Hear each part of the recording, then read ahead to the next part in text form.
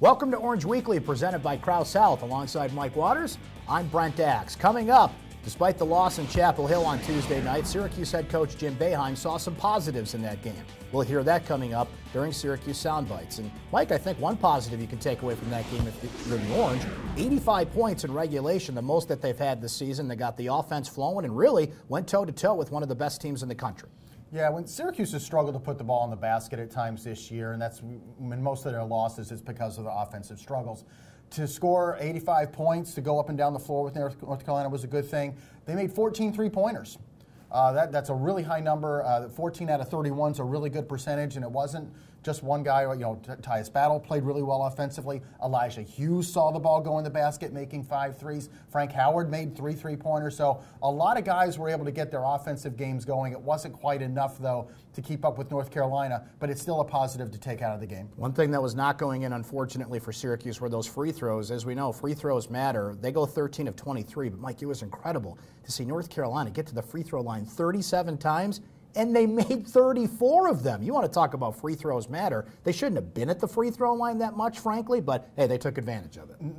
92% from the free throw line as a team. I mean, players don't shoot 92% from the free throw line.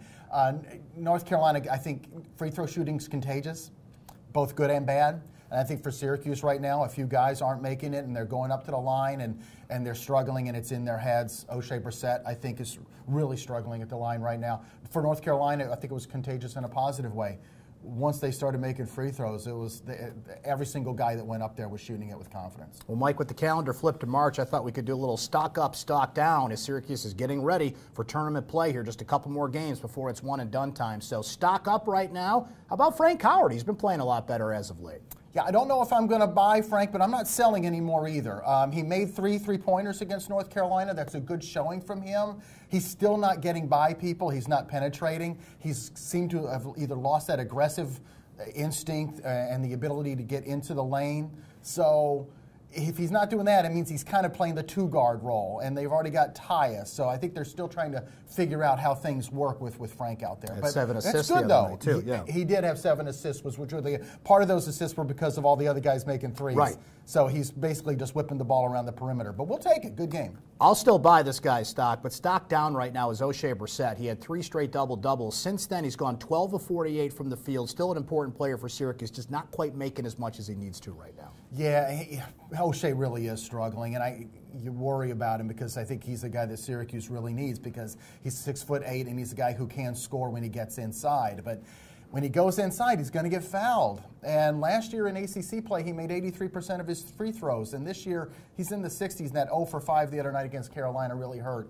So, yeah, I really have to hope that O'Shea kind of finds himself as Syracuse gets ready for the stretch run. Stock up, Marek Dolezaj. He's all over the floor, rebounding, but I love to see him charge the basket and score a little bit recently. He has been so fun to watch, and is going to be really important for the Orange in postseason play. Buy Marek Dolezaj stock right now. First 24 games of the year, he averaged 3.2 points, about 3 rebounds a game. Last 4 games, he's averaging 8 points and 6 rebounds. You can just see this kid's confidence growing. I almost want to give him like a complimentary triple-double with all the stats he gets that don't show up in the box score. And stock down, CAREY. We have not seen him play recently, Mike. There were some opportunities there. Maybe he could complement the guards, but just haven't seen it lately. Yeah, right now he's basically the 4th guard in the rotation. And in Jim Boeheim's system, the 4th guard doesn't get on the floor much.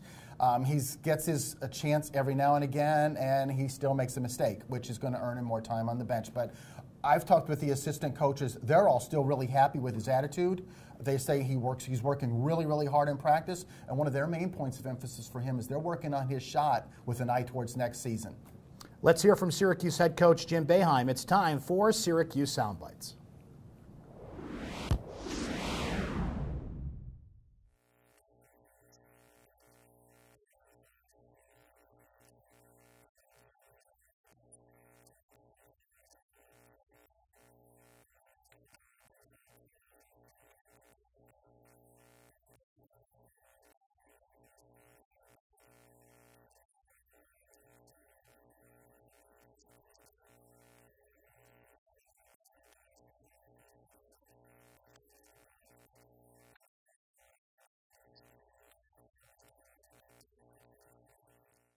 Wake Forest up next for the Orange, Mike, and this is a team that's got some talent. They just gave Danny Manning a contract extension, but not having a good season in ACC play, though they are coming off a win over Miami where they did come back big in the second half of that game.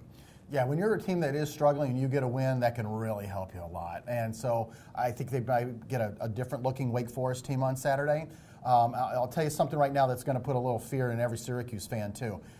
Wake Forest doesn't do a lot of things really well, but they lead the ACC in offensive rebounding and offensive rebounding percentage. And what just happened to Syracuse at North Carolina? They got crushed on the boards by Carolina.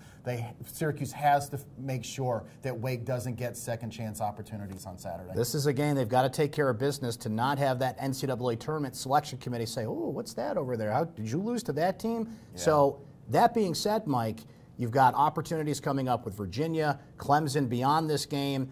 That Louisville game maybe not looking as good because they lost to Boston College this week, but as it stands right now, how solid is Syracuse's NCAA tournament footing? They're on pretty solid footing. Most bracketologists have them right now as either an 8 or a 9 seed, and that's great.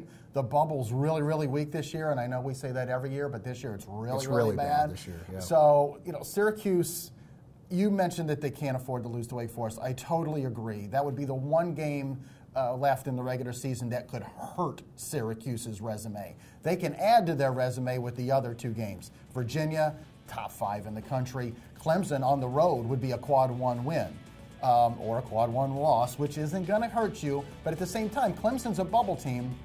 You might like to get that game to create a little separation between you and another perceived bubble team. Wake Forest on Saturday, Virginia on Monday. We'll be here next week to talk about it all. Thank you for watching Orange Weekly, presented by Krause Health. For Mike Waters, I'm Brent Axe. We'll catch you next time.